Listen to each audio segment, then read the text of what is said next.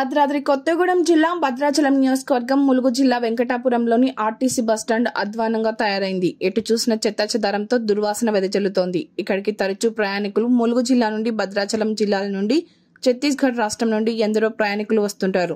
అసలే మేడారం జాతరకు రద్దీగా మారిన బస్టాండ్ అది అలా ఉంటే కొందరైతే ఆర్టీసీ బస్టాండ్ ప్రాంగణం కబ్జాకి గురవుతున్న పట్టించుకోని అధికారులు, కొందరైతే ఆర్టీసీ బస్టాండ్ పక్కనే గేదెల పాకలు వేసి ఇక్కడే ఇష్టానుసారంగా ఆక్రమించుకుంటున్నారు. అధికారుల పర్యవేక్షణ లేకపోవడమే దీనికి కారణం.